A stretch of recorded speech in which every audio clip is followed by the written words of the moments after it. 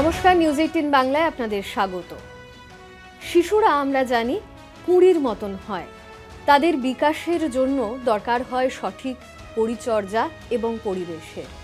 বছরের পর বছর ধরে সেই কাজটাই করে আসছেন জুলিয়ান ডে গ্রুপ অফ স্কুলের শিক্ষক শিক্ষিকারা। আসুন আজকে স্টুডিওতে তাদের সঙ্গে আলাপ করে নিই। এই মুহূর্তে আমাদের সঙ্গে উপস্থিত রয়েছেন Mr Terence John, director of education and development. নমস্কার স্যার, স্বাগত আপনাকে। রয়েছেন প্রিন্সিপাল জুলিয়ান ডে স্কুলের মিস্টার সিদ্ধার্থ দে এবং assistant teacher Mrs Pritha Samaddar. একেবারে শুরুতেই স্যারের কাছে আসব, যেটা জানতে চাইব যে এই আপনাদের জুলিয়ান ডে স্কুল তাদের প্রতিষ্ঠার সময়কাল এবং কোথায় কোথায় আপনাদের ব্রাঞ্চ রয়েছে। আমাদের establishment more than 60 years old. Start হয়েছিল এলগিন রোড থেকে একটা ছোট্ট স্ট্যাবলিশমেন্ট, যেটা কি এখন বিশাল রূপে বড় হয়েছে, affiliated to CSISC, ICSC and ISC. Next branch আমাদের হলো গঙ্গানগর, মধ্যমগ্রাম রিজনে। Third branch Kalyani, and latest আমাদের হচ্ছে হাওড়া কোনা এক্সপ্রেসের ওপরে। তো আমাদের 4টি ব্রাঞ্চ জুলিয়ান ডে স্কুল আন্ডারে। আপাতত আপনারা দক্ষিণবঙ্গেই মোটামুটি বিস্তার করেছেন, উত্তরবঙ্গের কোনো পরিকল্পনা রয়েছে? এখনো কোনো অমনি পরিকল্পনা নেই, কিন্তু হ্যাঁ আমরা চাইছি কি এই দিকেই আমরা এডুকেশনটা ভালো করে দিতে পারি, কেন এখানে অনেকটা scope for giving education to children. যেহেতু স্কুলের শিক্ষার বিষয়টা, আর আমরা জানি যে শিক্ষা মানে একটা শিখাকে জ্বালিয়ে তোলা, তো সেই যত্ন আপনারা প্রায় 60 বছরের অভিজ্ঞতা দিয়ে নিয়ে আসছেন। আপনাদের স্কুলের পরিকাঠামো সম্পর্কে যদি একটু জানান আমাদের। আমাদের হায়ারকি যেটা আমরা যদি বলে থাকি, we are under Julian educational trust. আমাদের ম্যানেজিং ট্রাস্টি মিসেস এসি ব্রাউটন, তিনি 95 ইয়ার্স ওল্ড। ওনার ভিশনেই এই স্কুলটা চলছে। এখন ওনার ছেলে আমাদের চেয়ারম্যান মিস্টার জেজি ব্রাউটন, উনি আমাদেরকে লিড করছেন উইথ দ্য সেম ভিশন। আর এই হায়ারকিতে আমরা চলতে থাকি। We try our level best কি আমরা একটা সবাইকে নিয়ে চলি, to give quality education to children and also satisfaction to the parents কি আমাদের ওনাদের বাচ্চা একটা সেফ হ্যান্ডে। নট অনলি এনভায়রনমেন্ট, কিন্তু education wise, academic wise and holistic এডুকেশনে ওনারা একটা সেফ জায়গায়।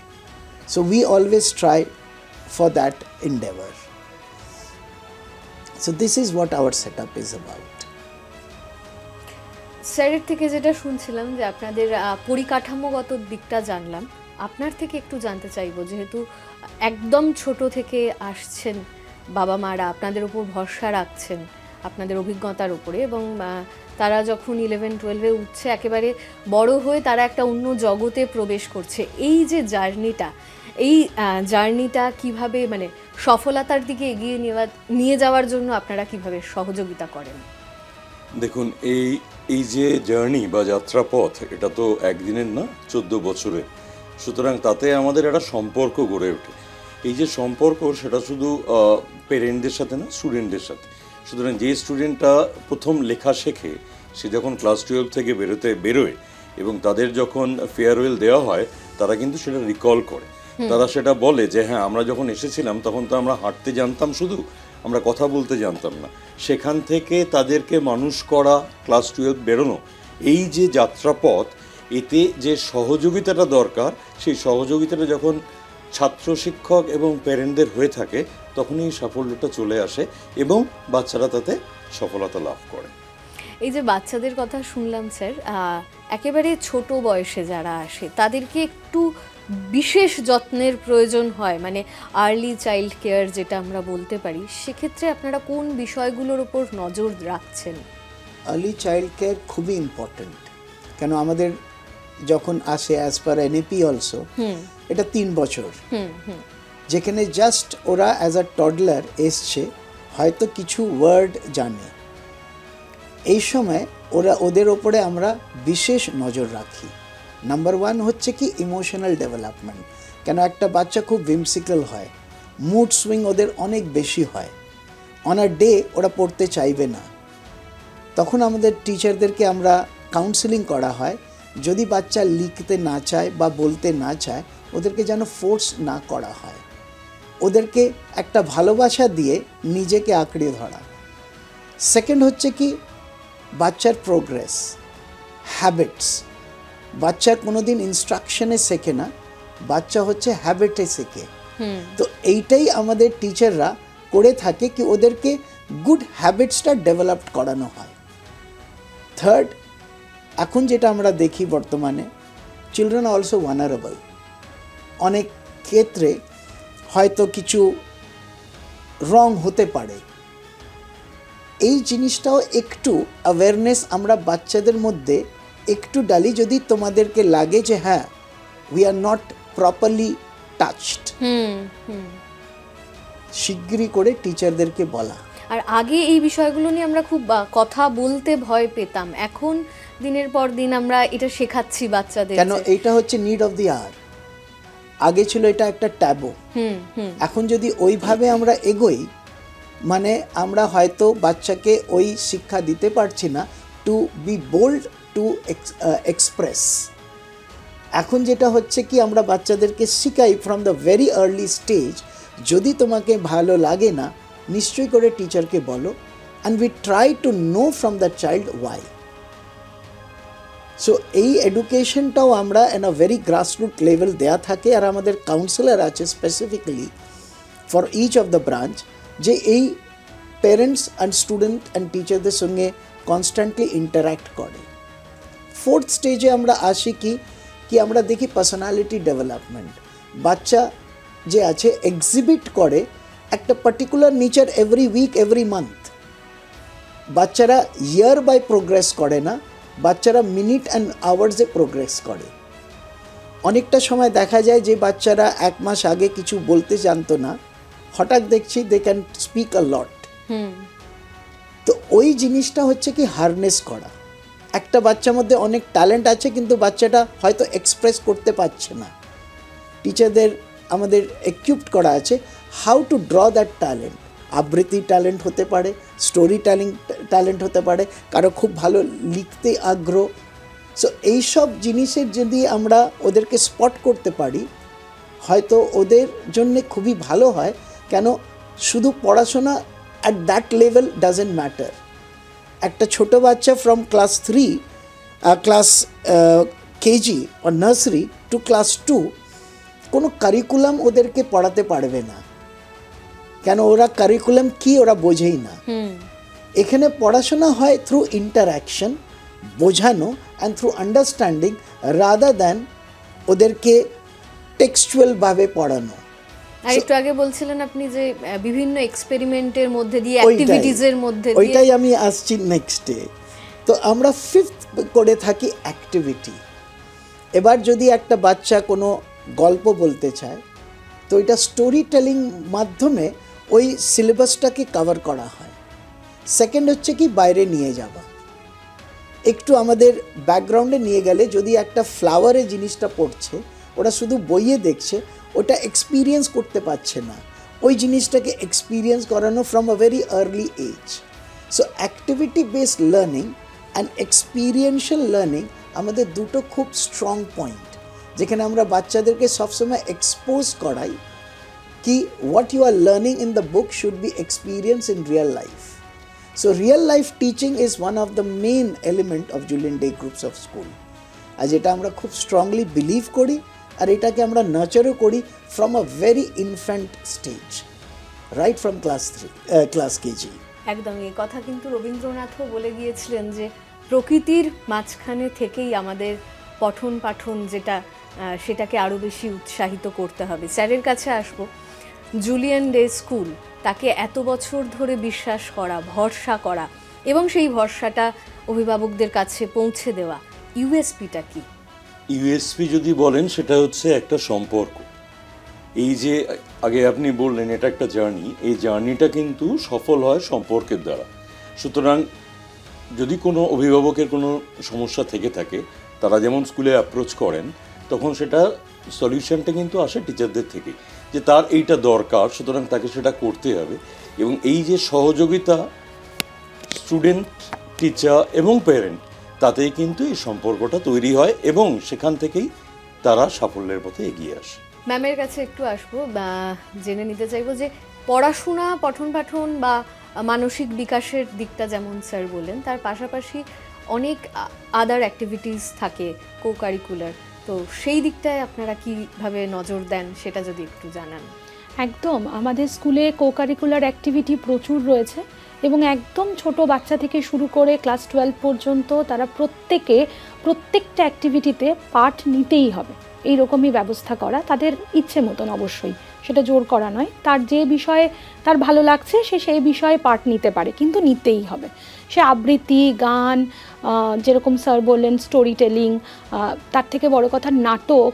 আমাদের প্রত্যেকটা ব্রাঞ্চেই একটা করে বড় প্রোগ্রাম হয় প্রতি বছর এবং সেখানে নাটক তো হয়ই, এবং এই যে থিয়েটারের প্রতি আগ্রহ তাদের সেখান থেকেই শুরু। তারপরে গানের কথা, এবং গান, আঁকা, আবৃত্তি, প্রত্যেকটি বিষয় বাচ্চারা কিন্তু একদম স্বতঃস্ফূর্তভাবে তারা অংশগ্রহণ করেন এবং তার সঙ্গে সঙ্গে অভিভাবকরা তাতে কিন্তু ভীষণ আপ্লুত এবং তারা চান যে তাদের বাচ্চারা এগুলো করুক। এর সঙ্গে সঙ্গে এগুলো তো একটা সাইড গেল, এর সঙ্গে সঙ্গে খেলাধুলো, এই স্পোর্টস অ্যাক্টিভিটি কিন্তু আমাদের স্কুলে সাংঘাতিকভাবে রয়েছে এবং সেখানে বিশেষ করে বাস্কেটবল, হকি, ক্রিকেট, তারপর আপনার ফুটবল, এই সমস্ত খেলা, তার সঙ্গে সঙ্গে ইনডোর গেমসগুলো যেরকম দাবা, টেবিল টেনিস, এই সমস্ত খেলাগুলো কিন্তু তাদেরকে খেলতে উৎসাহিত করা হয়। শুধু তাই নয়, কিন্তু তারা স্কুলের বাইরে বিভিন্ন ইন্টার স্কুল যে কম্পিটিশনগুলো, সেই স্কুলগুলোতেও তারা কিন্তু মানে একেবারে যোগ দেয় এবং সেখানে সাফল্যের সঙ্গে তারা উত্তীর্ণ হয়ে আসে এবং প্রচুর প্রাইজ তারা নিয়ে আসে এই বিভিন্ন ইয়েগুলো থেকে। এবং এর সঙ্গে সঙ্গে কুইজেও তারা কিন্তু খুব ভালো তারা ফলাফল করে এবং তার জন্য তারা কিন্তু আমরা খুব মানে কনফিডেন্টের সঙ্গে আমরা তাদেরকে পাঠাই এবং এগুলোতে শুধুমাত্র যে সে প্রাইজ নিয়ে আসছে, পুরস্কার নিয়ে আসছে তা কিন্তু নয়, তাদের ডেভেলপ হচ্ছে সেটা হলো তাদের কনফিডেন্ট এবং যে আমি স্কুলের বাইরেও কিছু করতে পারি, এই চার দেওয়ালের বাইরেও আমার যে জগৎ তৈরি হচ্ছে, এই জগৎ তৈরির ব্যাপারেও কিন্তু তারা সুন্দরভাবে তারা এগিয়ে যাচ্ছে। এবং আমাদের স্কুলের ছাত্রছাত্রীদের আপনি শুধুমাত্র যে পশ্চিমবঙ্গ বা ভারতবর্ষে নয়, গোটা পৃথিবীতে তাদেরকে আপনি খুঁজে পাবেন, তারা যে প্রতিষ্ঠিত হয়েছেন সমস্ত দিক থেকে, সেটা গান বলুন, কালচারাল বিভিন্ন অ্যাক্টিভিটিগুলো বলুন, থিয়েটার জগৎ বলুন, এই মিডিয়া জগৎ বলুন, এবং এর সঙ্গে সঙ্গে খেলাধুলো, এছাড়া তো সরকারি বেসরকারি বিভিন্ন চাকরির ক্ষেত্রগুলো আছেই। এই যে আপনি বললেন বাইরের জগতের কাছে যাতে তারা আরও বেশি প্রকাশিত হতে পারে, সেটার একটা প্রতিনিয়ত চেষ্টা আপনাদের মধ্যে থেকে থাকে। তো আমি যদি একটু সাফল্যটা জানতে চাই আপনাদের স্কুলের, এই কো কারিকুলার অ্যাক্টিভিটি বা স্পোর্টসে তারা জাতীয় স্তরে অংশগ্রহণ করেছে বা সেখান থেকে পুরস্কৃত হয়ে এসছে, সেক্ষেত্রে স্কুল কতটা সহযোগিতা করেছে, বা এই ধরনের স্তরে পৌঁছালে অনেক সময় হয় যে ছাত্রছাত্রীরা স্কুলে নিয়মিত আসতে পারছেন না, তখন সেক্ষেত্রে স্কুল কতটা কনসিডার করে এই বিষয়টা? একদমই, তাদেরকে খুবই ভালোভাবে তাদেরকে কনসিডার করা হয়, তাদেরকে বোঝানো হয় যে পড়াশুনোটার সঙ্গে সঙ্গে তুমি যে ক্ষেত্রটা বেছে নিয়েছো সেটা অবশ্যই তোমার জন্য প্রয়োজনীয়, তার সঙ্গে পড়াশুনোটা তো অবশ্যই দরকার, একটা লিমিটেড পড়াশুনো তো সবারই দরকার হয় এবং তাকে যতটা সম্ভব টিচাররা সাহায্য করে সে যাতে সহজভাবে বা তার যতটুকু প্রয়োজন সেই প্রয়োজন অনুযায়ী সে যাতে এগিয়ে যেতে পারে। এবং এই স্কুলে হয়তো অনেক সময় দেখা যায় সে নিয়মিত আসতে পারছে না, সেক্ষেত্রেও তাদেরকে কনসিডার করা হয় যে ঠিক আছে, এই ব্যাপারে তোমাকে দেখা হচ্ছে, এবং সেই ব্যাপারে আমরা কিন্তু সবসময়ই ছাত্রছাত্রীদের পাশে আছি। এবার আবার একটু স্যারের কাছে ফিরি, যে খেলাধুলা বা এক্সট্রা কারিকুলার অ্যাক্টিভিটি আমরা জানলাম, কিন্তু আপনাদের স্কুল কি রেগুলেশন ফলো করে তাদের পঠন পাঠনের যে সিলেবাস সেটাকে নির্ধারিত করছে? আমি ফার্স্ট এনার থেকে একটা জিনিস বলতে চাই যে আমাদের যে বাচ্চারা স্টেট লেভেল আর ন্যাশনাল লেভেল খেলতে চায়, আমরা খুবই এনকারেজ করি during the examination time schedule এসে গেল, আমাকে ন্যাশনাল খেলতে হবে, এই বছরই হলো ফাইনাল এক্সামিনেশনের সময় 4 জন যাবে ফুটবল খেলতে, 3 জন যাচ্ছে ক্রিকেট, 2 জন যাচ্ছে সুইমিং। এবার প্রশ্ন হচ্ছে প্যারেন্টস এসে, স্যার কী করবো আমরা? তো আমার প্রিন্সিপালদের সঙ্গে ডিসিশন হলো এদেরকে যেতে দাও। আমরা স্পেশাল কোয়েশ্চেন পেপার তৈরি করলাম ওদের জন্যে। যখন ওরা ফিরে এলো ওই পেপারগুলো লাস্টে দেয়া হলো। তো অ্যাজ আ রেজাল্ট বাচ্চারা কোনো দিন ডিসঅ্যাপয়েন্ট হয়নি কি আমার হয়তো নম্বর কাটা যাবে বা আমরা ওই পেপারটা দিতে পারবো না। সো ওরা মেন্টালি ফ্রি, একদম স্ট্রেস ফ্রি ওখানে গেল। যেটা আপনার প্রশ্ন এখন ছিল যে বি থ্রু আ কারিকুলাম যেটা আছে, আমরা কো কারিকুলার অ্যাক্টিভিটিস একটা কারিকুলামে, যেমনি ফিজিক্যাল এডুকেশন এটা as a part of a curriculum আছে, but after that we have inter branch activities. তো ইন্টার ব্রাঞ্চ অ্যাক্টিভিটিস যদি আমরা দেখি তো আমরা বিভিন্ন কম্পিটিশন করিয়ে থাকি উইথ দিস 4 ব্রাঞ্চেস, যেখানে একটা জায়গায় ওরা আসে। তো এখানে exchange of thoughts and ideas একটা হয়। সেকেন্ড হয় কি কম্পিটিশন লেভেল ওখান থেকে শুরু হয় যে আই অ্যাম দ্য বেস্ট, কিন্তু আমরা ইভেন ডেভেলপ করতে চাই দ্যাট স্পোর্টসম্যান স্পিরিট যেটা আছে ওইটা কিভাবে ইনকালকেট করা হয়। তো আমরা বাচ্চাদেরকে ইভেন এটা কাউন্সেলিং করা হয়, win and loss are the two side of the same coin, ওইটাকে অ্যাকসেপ্ট করা। আমাদের CSISC কারিকুলাম ফলো করা হয় New Delhi for class 9 to 12। এবার এই কারিকুলামে আপনি যদি দেখেন with the new educational policy activity ওপরে অনেকটা জোর দেওয়া হয়েছে, আর আমাদের কাউন্সিলও ওই অ্যাক্টিভিটির ওপরে অনেকটা স্পোর্টস অ্যান্ড গেমসের ওপরে কম্পিটিশন পুরো থ্রু আউট দ্য ইয়ার করতে থাকে। Since it is also with the sports authority of India through their affiliation, আমাদের বাচ্চারা যখন এর মধ্যে পার্টিসিপেট করে তখন ওরা অপরচুনিটি পায় to go at the national level as well. So we always try to encourage. Secondly we have also supported our children financially. যখন ওরা ন্যাশনাল খেলতে চায় আর যখন সিলেক্ট হয় they don't have to pay, the school takes the burden of the travel and stay. আর এটা আমরা এনকারেজ করি so that the parents should not feel, অনেক বাচ্চা হয় দে ক্যানট অ্যাফোর্ড, আমি কি করে যাব এখানে খেলতে, but that person is very talented, the school bears the entire cost. So we always encourage the student that monetary should not be a hurdle for your growth. আর এই দিকে আমাদের কারিকুলামটা আমরা এগিয়ে যাই, plus gives the moral and emotional support to the children and the parents. একটু যদি বড় ক্লাসের দিকে যাই, যারা হয়তো পড়াশোনার প্রতি একটু আগ্রহ বেশি, তাদের ক্ষেত্রে গবেষণায় তাদেরকে উৎসাহিত করা বা যে ল্যাব ফেসিলিটিস আছে আপনাদের সেগুলো, বা বাইরের ইউনিভার্সিটির সাথে ইন্টারাক্ট করা যখন তারা পরবর্তী ধাপে যাবে, সেইগুলো আপনারা কিভাবে করেন ক্যারিয়ার কাউন্সেলিং এর বিষয়ে? এটা আমরা আমাদের 4টেই ব্রাঞ্চে উই হ্যাভ হাইটেক ল্যাব, যেখানে আমরা কোনো দিন কেমিক্যালের ওপরে या অ্যাপারেটাসের ওপরে কোনো দিন আমরা কম্প্রোমাইজ করি না, because ultimately lab is the end result. আমি যদি রেজাল্টই ঠিক না পাই তো আমার এক্সপেরিমেন্ট ইজ আ ফেলিয়ার। তো ফার্স্ট আমরা দেখি that we give the full facility of lab to our children. Secondly is our teachers. From class 6 আমরা lab introduce করাই, যেন ওরা ডেমনস্ট্রেশনে শেখে। যখন ক্লাস 11-12 আসে we have practicals for all the subject 3 days a week apart from the theory, and constant lab teaching হয় through the teachers. এবার হচ্ছে কি কেরিয়ার কাউন্সেলিং, আমি ফিজিক্স, কেমিস্ট্রি, ম্যাথামেটিক্স নেব, আমি নেব ফিজিক্স, বায়োলজি অ্যান্ড ম্যাথামেটিক্স। এবার কথাটা হয় কি is that the right combination? তো এই কম্বিনেশন নিয়ে আমরা ক্যারিয়ার কাউন্সেলিং করি। কি যদি তুমি মেডিকেলে যেতে চাও, which 3 subjects will help you, আর যদি তুমি ইঞ্জিনিয়ারিংয়ে যেতে চাও which will help you. তো এই ক্যারিয়ার কাউন্সেলিং যেটা আছে, we do it ourselves with our advanced teachers, and then we have a tie-up. Tie-up means we have university, we are happy to say that Adamas University, JIS University, Techno India, এখানকার আমাদের renowned Professor's এসে বাচ্চাদেরকে counselling দেওয়া হয়, through which they say the scope of the subject they have chosen for the future endeavor. শুধু আমি BSc না, MSc না, এটা আমাকে কিভাবে সাস্টেন করবে, this expert people come and tell. তো sustainability of my choice of subject and education matters a lot.